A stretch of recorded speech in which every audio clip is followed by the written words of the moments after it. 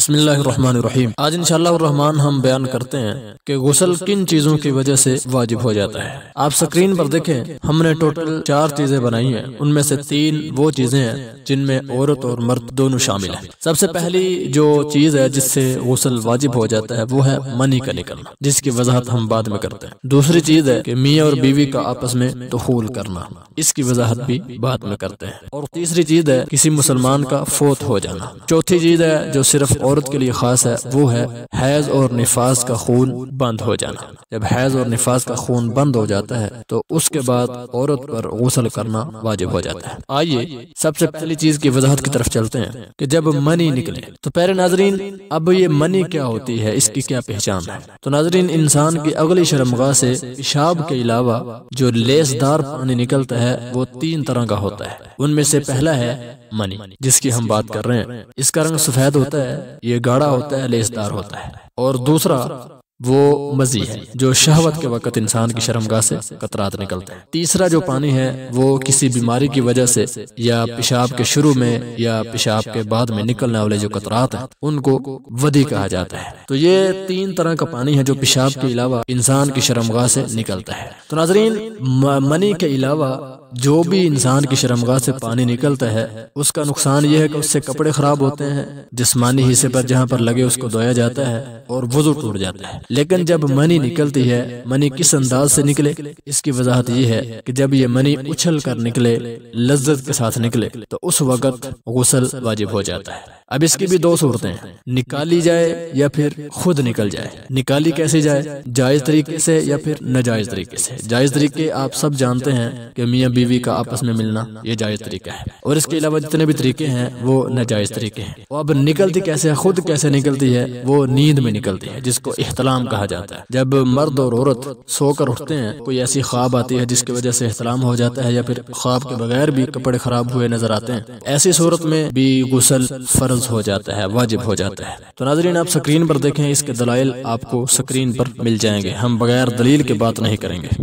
آپ کو سکرین پر ام سلمہ رضی اللہ تعالی عنہ کی روایت نظر آ رہی ہے جو کہ صحیح مسلم کے اندر موجود ہے۔ حضرت ام سلمہ رضی اللہ تعالی عنہ بیان فرماتی ہیں کہ ام سلیم نے عرض کیا، اے اللہ کے رسول صلی اللہ علیہ وسلم، بے شک اللہ تعالی حق بیان کرنے سے شرم نہیں کرتے، کیا عورت پر غسل فرض ہو جاتا ہے جب اس کو احتلام ہو جائے؟ نبی کریم صلی اللہ علیہ وسلم نے فرمایا کہ ہاں، جب وہ بیدار ہونے کے بعد منی کو دیکھے۔ اگر آدمی خواب میں دیکھتا ہے کہ اس کو احتلام ہو گیا ہے، لیکن جب وہ بیدار ہوتا ہے تو کپڑے پر منی موجود نہیں ہوتی، کپڑے بالکل پاک صاف ہوتے ہیں، تو اس صورت میں غسل واجب نہیں ہوتا، اس لیے کہ نبی مکرم صلی اللہ علیہ وسلم فرماتے ہیں، انما الماء من الماء، غسل واجب ہوتا ہے پانی نکلنے سے۔ پانی نہ نظر آئے، پانی کے اثرات نظر نہ آئے، منی کے نشانات نظر نہ آئے، تو پھر غسل بھی واجب نہیں ہوتا، اگرچہ آپ کو خواب میں احتلام ہوا ہو۔ حضرت سلمہ رضی اللہ تعالیٰ عنہ کی روایت بھی دلیل ہے، اور حضرت علی رضی اللہ تعالیٰ عنہ کی بھی روایت دلیل ہے، اور حضرت عائشہ رضی اللہ تعالیٰ عنہ کی روایت بھی دلیل ہے، جو آپ کو انشاءاللہ سکرین پر مل جائیں گے۔ تو ناظرین،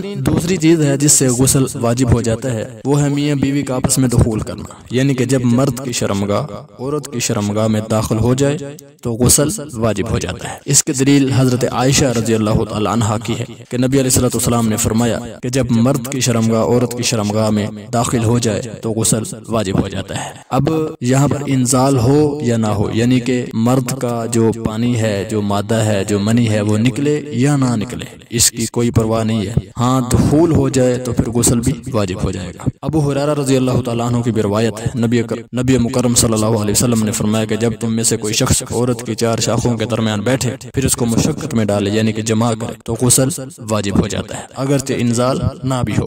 تو ناظرین، ان احادیث سے معلوم ہوا ہے، ان دلائل سے معلوم ہوتا ہے کہ صرف دخول سے یعنی کہ جماع سے غسل واجب ہو جاتا ہے، اگرچہ انزال نہ بھی ہو۔ تو ناظرین، تیسری چیز ہے کہ جب کوئی مسلمان مرد یا عورت فوت ہو جاتا ہے تو اس کو بھی غسل دینا واجب ہے۔ تو ناظرین، چوتھی چیز ہے جو صرف عورت کے لیے خاص ہے، وہ ہے حیض اور نفاس۔ اب یہ حیض اور نفاس یہ کیا چیزیں ہیں؟ حیض ایک عورت کو جو ماہواری کا خون آتا ہے، یعنی کہ مہینے بعد جو خون آتا ہے اس کو حیض کہا جاتا ہے، جس کو مینسز بھی کہا جاتا ہے، ماہواری کا خون بھی کہا جاتا ہے۔ جب یہ خون بند ہو جاتا ہے تو تب ایک عورت پر غسل کرنا واجب ہو جاتا ہے۔ اور اس کے بعد نفاس، تو نفاس کا خون وہ ہوتا ہے کہ جب ایک عورت بچہ پیدا کرتی ہے اس کے بعد جو خون جاری ہوتا ہے اس کے بند ہونے کے بعد، اس کے ختم ہونے کے بعد عورت پر غسل کرنا واجب ہو جاتا ہے۔ تو اس کی دلیل کیا ہے؟ حضرت عائشہ رضی اللہ تعالی عنہا کی روایت ہے کہ ایک عورت نے نبی اکرم صلی اللہ علیہ وسلم سے حیض کے غسل کے بارے میں سوال کیا، تو اللہ کے نبی صلی اللہ علیہ وسلم نے اس کو حکم دیا کہ وہ کیسے غسل کرے۔ اللہ کے نبی علیہ الصلوۃ والسلام نے اس کو غسل کرنے کا طریقہ بتایا کہ وہ غسل کرے۔ تو ناظرین، ہم نے آپ کو یہ چند چیزیں بتائی ہیں جن میں زیادہ اختلاف نہیں ہے، جو معتبر ہیں، جن سے غسل واجب ہو جاتا ہے۔ تو پیارے ناظرین، اگلی ملاقات میں ہم آپ کو وہ غسل بتائیں گے جو مستحب ہیں، واجب نہیں ہے، ٹھیک ہے، جن میں اختلافات موجود ہے، لیکن راجع بات یہ ہے کہ وہ مستحب ہیں، جن کا کر لینا بہتر ہے، نہ کرنا گناہ نہیں ہے۔ تو ناظرین، امید ہے کہ ماشاءاللہ آپ کو سمجھ آ گئی ہوگی۔ ہم نے 4 چیزیں آپ کے سامنے بیان کی ہیں، ان میں سے 3 چیزوں میں مرد اور عورت دونوں شامل ہیں کہ منی کا نکلنا، دوسری چیز تھی کہ میاں بیوی کا آپس میں دخول کرنا، تیسری چیز تھی میت کو غسل دینا بھی واجب ہے، چوتھی چیز ہے جو صرف عورت کے لیے خاص ہے، وہ ہے حیض اور نفاس کا خون بند ہو جانے کے بعد عورت پر غسل واجب ہو جاتا ہے۔ اگر پھر بھی آپ کا کوئی اعتراض ہو، کوئی سوال ہو، تو آپ کمنٹ میں بتا سکتے ہیں، آپ کو انشاءاللہ جواب دیا جائے گا۔ تو ناظرین، ملتے ہیں انشاءاللہ پھر کسی اگلی ملاقات میں، تب تک کے لیے اپنا بہت سارا خیال رکھیں۔ السلام علیکم ورحمۃ اللہ وبرکاتہ۔